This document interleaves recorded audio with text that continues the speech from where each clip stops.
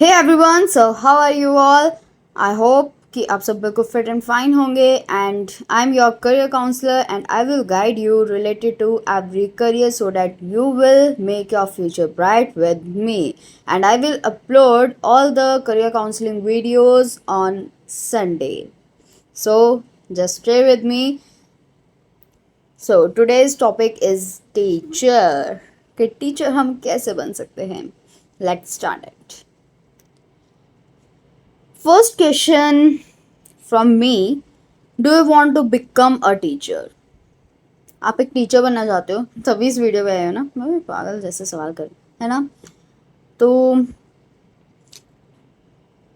Second question है कि आप अपनी कंट्री को सर्व करना चाहते हो टीचर बनकर, यस और नो। इसके अलावा मेरे पास एक सवाल और है, जाने कौन सा सवाल। Why you want to become a teacher? आप एक टीचर क्यों बनना चाहते हो। First step in your career is कि अगर आप किसी भी लाइन में जाना चाहते हो तो आपके पास एक चीज़ आपको पता होनी चाहिए कि आप ये चीज़ क्यों करना चाहते हो, आप ये क्यों बनना चाहते हो, राइट। यानी आपको ये चीज़ पता होनी चाहिए कि आप टीचर क्यों बनना चाहते हो। पैसे कमाने के लिए, या स्टूडेंट्स से आपको बहुत ज़्यादा प्यार है इसलिए, या आप टीचिंग आपको बहुत ज़्यादा पसंद है इसलिए, या आप कंट्री को सर्व करना चाहते हो इसलिए, या आपको लगता है कि मैं टीचर बन के ये चीज़ कर सकता हूँ या ये चीज़ कर सकती हूँ इसलिए, या आपका कोई और सजेशन है। ठीक है, तो आपको ये चीज़ें क्लियर होनी चाहिए कि आप टीचर क्यों बनना चाहते हो। अगर आपके पास इसका जवाब है तो आपको भी वेट करने की ज़रूरत नहीं है, हम आगे अपनी वीडियो कंटिन्यू करते हैं। अगर आपके पास जवाब नहीं है तो अभी इस वीडियो को रोको और जाकर अपना जवाब ढूंढो। ठीक है, सबसे पहले आपके पास आपका जवाब होना चाहिए। तो स्टार्ट करें अपनी जर्नी ये जानने के लिए कि कैसे एक टीचर बना जा सकता है, how to become a teacher. But उससे पहले मैं आप लोगों को एक रिक्वेस्ट करती हूँ, प्लीज़ आप लोगों का जो जवाब है कि मैं इस कारण से टीचर बनना चाहता हूँ या बनना चाहती हूँ, वो मुझे कमेंट बॉक्स में ज़रूर बताना, so that I will guide you कि आपको कौन सा टीचर बनना चाहिए और आपको टीचर बनना भी चाहिए या नहीं। बिकॉज कई लोगों को लगता है कि मैं टीचर बन सकता हूँ या मुझे बनना चाहिए, बट उनके अंदर वो कैपेबिलिटी नहीं होती है या फिर उनका रीज़न ही गलत होता है टीचर बनने के लिए। सो प्लीज़ मुझे एक बार कमेंट में ज़रूर बताना आंसर अपना कि आप क्यों टीचर बनना चाहते हैं। So let's start now. सबसे पहले हम देखेंगे table of content. Table of content मतलब ये वो मटेरियल है जिसके अंदर मैं आप लोगों को ये बताऊंगी कि कौन कौन सी चीज़ें आपको इस वीडियो में, इस प्रेजेंटेशन में बताई जाएंगी।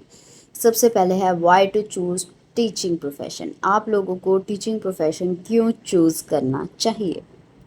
सेकेंड है कि आप प्राइवेट टीचर कैसे बन सकते हैं, how to become a private teacher. Third है how to become a government teacher, आप एक गवर्नमेंट टीचर कैसे बन सकते हो। फोर्थ है how to become a coaching teacher, अगर आप एक कोचिंग स्टार्ट करना चाहते हो, ठीक है, तो आप उसके टीचर कैसे बन सकते हो, उसके लिए क्या डिग्री चाहिए, क्या क्वालिफिकेशन चाहिए। So let's start it. Why should you select a teaching profession, आपको एक टीचिंग प्रोफेशन क्यों सेलेक्ट करना चाहिए। Impact on future generation, it means कि आगे जाकर जब आप एक टीचिंग प्रोफेशन सेलेक्ट करोगे तो फिर ये आपके फ्यूचर जनरेशन, जो आने वाली हमारी जनरेशन है, उसके ऊपर एक अच्छा इम्पैक्ट डाल सकता है। इट मीन्स कि अगर आप एक अच्छे टीचर बनोगे, उन्हें अच्छे से गाइड करने वाले टीचर बनोगे, सो जो बच्चे होंगे वो बहुत ज़्यादा आगे जाएंगे और इससे हमारा देश बहुत ज़्यादा ग्रो करेगा। इसके बाद है पर्सनल फुलफिलमेंट, अगर आप एक टीचर बन रहे हो तो फिर आपकी जो पर्सनल जितनी भी ज़रूरतें हैं, नेसेसिटीज़ हैं, वो भी फुलफिल होंगी टीचर बनने से। कंटिन्यूस लर्निंग, हमारी लाइफ का सबसे इम्पॉर्टेंट पार्ट है लर्निंग। आपको, आप कोई भी चीज़ कर रहे हो, लर्निंग ज़रूरी है। आई मीन टू से, इफ़ मान लो कि आप लोग टीचर का कोर्स नहीं भी कर रहे हो, आप कोई और कर रहे हो, लाइक जैसे मैं सीए कर रही हूँ, ठीक है, तो सीए करने के बाद मैं अपनी लर्निंग बंद कर दूँ? यही तो मेन प्रॉब्लम होती है कि आज के टाइम पे लोगों के पास लर्निंग कम है, नॉलेज कम है। द रीज़न इज़ कि उन्होंने लर्निंग करना बंद कर दिया। बट एक टीचिंग एक ऐसा प्रोफेशन है जिसके अंदर कॉन्टिन्यूस लर्निंग चलती रहती है। जस्ट लाइक मी, मैं सीए कर रही हूँ बट मैं आप लोगों को पढ़ा रही हूँ साथ में। आज मुझे किसी एक बच्चे ने ये चीज़ पूछी कि टीचर कैसे बनना है, हम टीचर बनने के लिए क्या कर सकते हैं। मुझे नहीं पता था कि क्या क्या करना चाहिए, मुझे सिर्फ ये पता था कि कोचिंग टीचर कैसे बना जाता है। बट आप लोगों के लिए मैंने इसके ऊपर रिसर्च की, एक वीडियो बना रही हूँ अभी मैं, तो आपके सहारा तो मैंने ये चीज़ जानी, ये चीज़ लर्न की कि टीचिंग में क्या क्या चीज़ें होती हैं। प्राइवेट जॉब करने के लिए हमें क्या क्वालिफ़िकेशन चाहिए, गवर्नमेंट के लिए क्या क्वालिफ़िकेशन चाहिए, कोचिंग टीचर बनना उसके लिए हमें क्या चाहिए। इसके अलावा और जितनी चीज़ें होती हैं मैंने सारी की सारी जानी, just because of you, right. So ये सबसे इम्पॉर्टेंट चीज़ है कि टीचिंग प्रोफेशन में कॉन्टीन्यूस लर्निंग चलती रहती है। आपसे कोई बच्चा या कोई भी पर्सन कुछ आके पूछेगा, आपको नहीं भी पता होगा तो आप उसके ऊपर रिसर्च करोगे कि हाँ मैंने इस पर्सन को ये चीज़ बतानी है, और आपकी नॉलेज बढ़ेगी। बाकी लोगों के मुकाबले एक टीचर की नॉलेज ज़्यादा होती है। सो ओके, जॉब स्टेबिलिटी रहती है, यानी कि मान लो आप लोगों ने एक टाइम पे आके प्राइवेट जॉब या गवर्नमेंट जॉब छोड़ भी दी है तो आप अपनी कोचिंग स्टार्ट कर सकते हो, आप अपना ट्यूशन स्टार्ट कर सकते हो। तो इसके अंदर एक जॉब स्टेबिलिटी रहती है। और जॉब स्टेबिलिटी वैसे भी रहती है, कोई भी स्कूल हो, कोई कॉलेज हो या कोई ट्यूशन सेंटर हो, कहीं पे भी आपको कहीं पर भी जॉब मिल सकती है एज अ टीचर। अगर आप चाहो तो टीचर की जॉब पाना इतना मुश्किल नहीं होता है।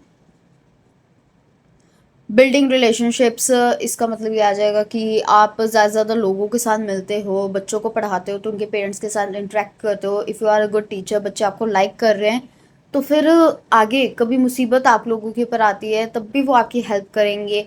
या फिर आप लोगों के साथ अगर अच्छा रिलेशन बना रहे हो, उन्हें अच्छी गाइडेंस दे रहे हो, तो ये आपके लिए भी बहुत ज़्यादा अच्छा है कि आप बहुत सारे रिलेशनशिप्स कर रहे हो। तो आप जनरली जब टीचर्स होते हैं, लाइक मेरे टीचर्स थे जब मैंने टॉप किया था स्कूल में, सो मेरे टीचर्स बोलते थे इस बच्चे को मैंने पढ़ाया है। और जब पुराने कोई बच्चे मिलने के लिए आते थे तब भी हमें बताते थे कि इस बच्चे को मैंने पढ़ाया। तो रिलेशनशिप्स बहुत अच्छे बिल्ड हो जाते हैं। सो ये भी एक इसका प्लस पॉइंट है कि आपको क्यों टीचिंग प्रोफेशन में जाना चाहिए। इसके अलावा डिफरेंट अपॉर्चुनिटीज़, आप लोग मान लो लाइक मैं एक सिर्फ अकाउंट्स की टीचर थी, ठीक है। सो मेरे पास बच्चों का मैसेज आया बिज़नेस स्टडीज़ से रिलेटेड, मैंने उन्हें बिज़नेस स्टडीज़ के लिए भी गाइड कर दिया। मेरे पास करियर काउंसलिंग के लिए आए, बहुत मैसेजेस आए हैं मेरे पास। एक तो यूट्यूब चैनल पे आया है टीचर का, और बाकी मेरे पास इंस्टा पे आए हैं।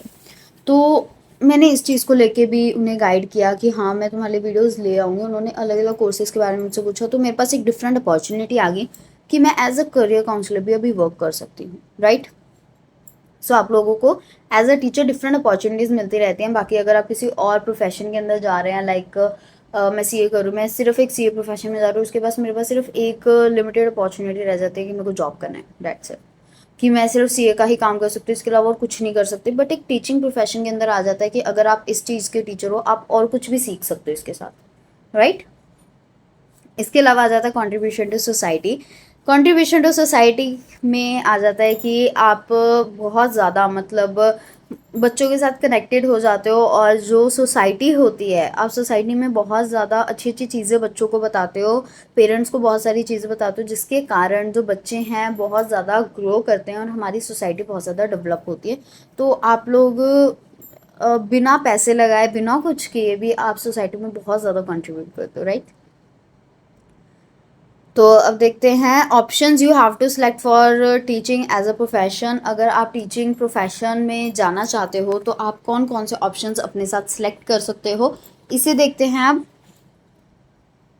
सबसे पहले आता है आपका प्राइवेट जॉब। आप किसी प्राइवेट स्कूल, प्राइवेट कॉलेज या फिर किसी प्राइवेट यूनिवर्सिटी में जॉब कर सकते हैं। इसके अलावा गवर्नमेंट जॉब आप कर सकते हैं, या फिर अपनी ओन कोचिंग स्टार्ट कर सकते हैं, अपनी खुद की कोचिंग आप स्टार्ट कर सकते हैं, राइट। इसके बाद है आपके पास how to become a private teacher. आप एक प्राइवेट टीचर कैसे बन सकते हैं। To do the job of a private teacher you have to qualify any degree, ठीक है। आप अगर एक प्राइवेट टीचर बनना चाहते हो, आप बीए, बीकॉम, बीएससी इनमें से कोई भी डिग्री क्वालिफाई कर सकते हो। इसके बाद आपको बैचलर्स ऑफ एजुकेशन यानी बीएड करनी पड़ती है। बीएड इज़ कंपल्सरी, आपको बीएड करनी ही पड़ेगी। आप कभी भी अपने टीचर्स से जाके पूछना, वो बोलेंगे हमने बीएड कर रखी है, बिकॉज बीएड एक ऐसी ट्रेनिंग होती है जिसके अंदर आप लोगों को ये चीज़ बताई जाती है कि आपको बच्चों को कैसे हैंडल करना है, उन्हें किस तरीके से पढ़ाना है, आप क्या करोगे क्या नहीं करोगे। इवन बीएड के अंदर प्रैक्टिकल ट्रेनिंग होती है। लाइक मेरा स्कूल था तो मेरे स्कूल में बीएड टीचर्स आते थे, उनको 1 घंटा दिया जाता था, 0 पीरियड लगता था हमारा, उसको 1 घंटा दिया जाता था सभी बीएड टीचर्स को कि आपको अलग अलग क्लासेस में जाना और जाकर आप लोगों को बच्चों को पढ़ाना है। तो टीचर्स क्या करते थे, उनका जो सब्जेक्ट होता था उस सब्जेक्ट को आके हमें पढ़ाते थे और हमें कई बार गाइड करते थे, बहुत अच्छे से पढ़ाते थे। वो बेस्ट से बेस्ट तरीका देखते थे कि हम बच्चों को किस तरीके से पढ़ा सकते हैं। इवन वो हमसे भी गाइडेंस लेते थे। तो इसीलिए बीएड इज़ कंपल्सरी। ये जो मैंने बोला है कि आप बीए, बीकॉम, बीएससी ये सब कुछ कर सकते हो, ये सिर्फ 10th क्लास तक होता है कि आप बीएड कर लो और कोई भी इनमें से डिग्री कर लो, तो आप 10th क्लास तक के बच्चों को पढ़ा सकते हो, राइट। वहीं अगर आप कहो कि हमने 11th और 12th क्लास के बच्चों को पढ़ाना है तो आपको मास्टर्स करनी पड़ती है, यानी कि आपको एमए, एमकॉम, एमएससी करनी पड़ती है। अगर आप ये कहोगे कि हम बीकॉम करके 11th या 12th को पढ़ा दें तो नहीं, ऐसा नहीं होता, आपको एमकॉम करनी पड़ेगी। ठीक है, if you want to teach commerce, अगर आप साइंस पढ़ाना चाहते हो तो आपको एमएससी करनी पड़ेगी। अगर आप पढ़ाना चाहते हो आर्ट्स तो आपको एमए करनी पड़ेगी। ओके, इसको करने के बाद आपको एमएड करनी पड़ेगी। उसके अंदर बीएड थी, इसमें एमएड आपको करनी पड़ती है। बीएड 10th क्लास तक एलिजिबल होती है और एमएड 11th और 12th के लिए एलिजिबल होती है। ओके, एमएड करने के बाद आप 11th और 12th को पढ़ा सकते हो। अगर आप कॉलेज में पढ़ाना चाहते हो, आप कहते हो कि मैंने कोई एक स्पेसिफिक डिग्री बच्चों को देनी है, लाइक मैंने सीए की कोचिंग देनी है, ठीक है, बट सी की कोचिंग के लिए वो होता नहीं है इंस्टीट्यूट। मान लो जैसे आपने किसी बच्चे को बीकॉम पढ़ानी है, एमकॉम पढ़ानी है, ठीक है, ये सारी चीज़ें आपने पढ़ानी है, तो इसके लिए आपको खुद पीएचडी करनी पड़ेगी। आप पीएचडी कर लोगे, पीएचडी करने के बाद आप क्वालिफाई हो जाओगे। जब आप क्वालिफाई हो जाओगे तो फिर आप कॉलेज में भी टीच कर सकते हो, 11th-12th भी टीच कर सकते हो और 10th तक भी टीच कर सकते हो। पीएचडी एक लास्ट होता है स्टेज। पीएचडी करने के बाद आप किसी भी क्लास को टीच कर सकते हो, लेकिन सिर्फ उस डिग्री के अंदर जिस जौन सी डिग्री आपने की हुई है, राइट। अब हम देखते हैं कि आप एक गवर्नमेंट टीचर कैसे बन सकते हैं, राइट। तो अब गवर्नमेंट टीचर का सेशन स्टार्ट करें। अगर आप एक गवर्नमेंट टीचर बनना चाहते हो, देखो गवर्नमेंट टीचर के लिए सभी क्लासेस के लिए अलग अलग क्वालिफिकेशंस है। एक होती है pre primary class, pre primary class होती है केजी, यूकेजी, एलकेजी, ये सब होती है ना। इनके लिए आपको क्या करना पड़ता है, डिप्लोमा करना पड़ता है, डिप्लोमा इन एलिमेंट्री एजुकेशन, ठीक है। लेकिन अगर आप चाहो इस डिप्लोमे की जगह पर आप बीए, बीएड, बीएससी भी कर सकते हो। इट मीन्स कि अगर आप डिप्लोमा इन एलिमेंट्री एजुकेशन नहीं करना चाहते हो, ठीक है, तो आप क्या कर सकते हो, बीए कर सकते हो, बीएड कर सकते हो, ठीक है, बीए और बीएड एक साथ कर सकते हो, या फिर आप बीएससी और बीएड कर सकते हो, या अगर आप चाहो तो सिर्फ 1 या 2 साल बीएड के भी कर सकते हो, सिर्फ बीएड के। क्योंकि जो प्री प्राइमरी होती है, एलकेजी, यूकेजी, उसका सारा काम आपको आता ही होता है, एबीसीडी तो आपको आती है ना। तो इसके अंदर ये कंपलसरी नहीं दिया होता कि आप लोगों को बीए, बीएससी ये चीज़ें करनी ही पड़ेगी। आप सिर्फ बीएड करके भी प्री प्राइमरी क्लासेस को टीच कर सकते हो। बस एक चीज़ याद रखना, जब आप इस जॉब के लिए अप्लाई करो तब आपकी एज 18 to 15 ईयर्स ओल्ड होनी चाहिए। गवर्नमेंट जॉब्स के लिए हमेशा एज मैटर करती है। एज के अकॉर्डिंग ही गवर्नमेंट जॉब्स के लिए आप अप्लाई कर सकते हो, वरना नहीं कर सकते, राइट। आगे देखते हैं, फिर आती है प्राइमरी क्लास। प्राइमरी क्लास होती है 1 to 5th, ठीक है।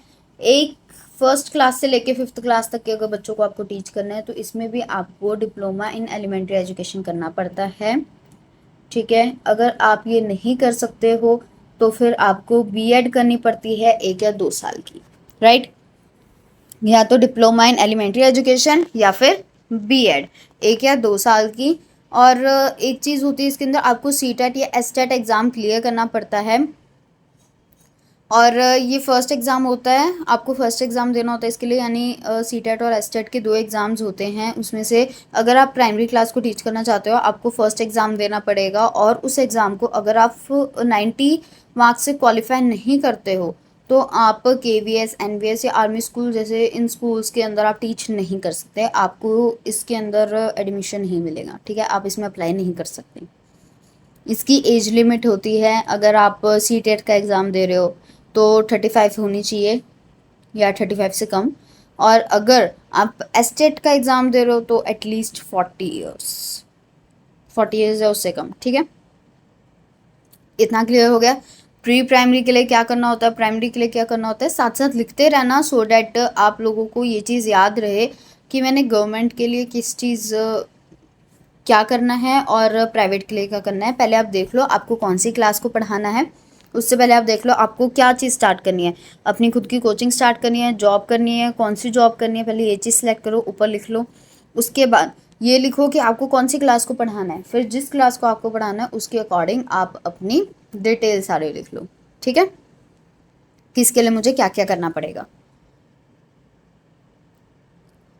चलो अब देखते हैं हम टीजीटी पोस्ट। टीजीटी पोस्ट होती है जिसमें हम 6th to 8th क्लास पढ़ाते हैं, 8th क्लास तक के जो बच्चों को हम पढ़ाते हैं उसे हम कहते हैं टीजीटी पोस्ट। तो देखो टीजीटी पोस्ट के अंदर आपको ग्रेजुएशन कंप्लीट करनी पड़ती है 55 मार्क्स के साथ, आपको ग्रेजुएशन करनी ही पड़ेगी, यानी बीए, बीकॉम या फिर बीएससी, ठीक है, आपको इनमें से कुछ भी करना पड़ेगा। और उसके साथ आपको बीएड पे 2 साल और लगाने पड़ेंगे। जब आप ये कर लोगे उसके बाद आपको सीटेट या फिर एसटेट का सेकंड एग्ज़ाम देना होता है, ठीक है, यानी कि अगर आप प्राइमरी पोस्ट के लिए अप्लाई कर रहे हो तो आपको पेपर नंबर 1 देना होता है, अगर आप टीजीटी पोस्ट के लिए अप्लाई कर रहे हो तो फिर आपको पेपर नंबर 2 देना होता है, ठीक है, दोनों पेपर नहीं देने होते, दोनों में से एक पेपर देना होता है, राइट, वो आपके पोस्ट के ऊपर डिपेंड करता है। और आपको ये एग्ज़ाम 90 मार्क्स के साथ क्लियर करना होता है, जैसे उसके अंदर एज लिमिट थी वैसे ही इसके अंदर एज लिमिट है। सी टेट के लिए 35 और एस टेट के लिए 40 ईयर्स। बट इसके अंदर एक थोड़ा सा ट्विस्ट है, वो ये है कि अगर आप ग्रेजुएशन नहीं करना चाहते हो या फिर बीएड नहीं कर रहे हो, ठीक है, तो आप इसकी जगह पे रीजनल कॉलेजेस से एक इंटीग्रेटेड कोर्स कर सकते हो, जो कि सिर्फ 5 प्लेसेस पे हैं ये रीजनल कॉलेजेस, भुवनेश्वर, अजमेर, शिलोंग, भोपाल और मैसूर। अगर कोई पर्सन यहाँ से बिलोंग करता है या फिर यहाँ पे जा सकता है तो वो वहाँ से रीजनल कॉलेजेस से इंटीग्रेटेड कोर्स कर सकता है, और फिर वहाँ से आप सीटेट और एसटेट का एग्ज़ाम दे दो। सीटेट और एसटेट का एग्ज़ाम कंपलसरी है, चाहे आप ग्रेजुएशन करके करो या वो करो, ठीक है। उसके बाद आपने अगर ये इंटीग्रेटेड कोर्स कंप्लीट कर लिया, उसके बाद आप सीटेट एसटेट का एग्ज़ाम दो और फिर आप उसे क्वालिफाई करके एलिजिबल हो जाओगे कोर्स के लिए, अपनी पोस्ट के लिए, राइट। अब हम देखते हैं पीजीटी।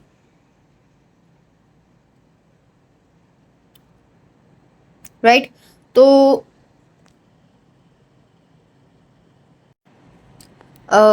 एक सेकेंड, सॉरी, मैं आप लोगों को एक चीज़ क्लियर कर देती हूँ। I had made one mistake कि जो टीजीटी पोस्ट होती है वो 6 to 8th क्लास के लिए नहीं, 6 to 10th के लिए होती है। So please I am really very sorry. जो टीजीटी पोस्ट होती है वो 6 to 10th के लिए होती है। जो प्री प्राइमरी पोस्ट होती है वो केजी, यूकेजी, एलकेजी इनके लिए होती है। प्राइमरी होती है 1st to 5th के लिए, टीजीटी होती है 6 to 10th के लिए, और इसके बाद एक आती है आप लोगों की पीजीटी पोस्ट। जो पीजीटी होती है वो क्लास 11th और क्लास 12th के लिए होती है। जैसे प्राइवेट के अंदर आप लोगों को 11th और 12th के लिए एमए, एमएससी या एमकॉम करना होता है, वैसे ही आप पीजीटी पोस्ट के लिए गवर्नमेंट में भी आपको एमए, एमएससी या फिर एमकॉम करना पड़ेगा एटलीस्ट 60 मार्क्स के साथ। 60 मार्क्स आपके कंपल्सरी आने ही आने चाहिए, इससे ज़्यादा है तो और बेटर है। इसके साथ आपको 2 ईयर्स के लिए बीएड भी करना पड़ता है, ये नेसेसरी होता है कि आपको 2 साल के लिए बीएड करना ही पड़ेगा।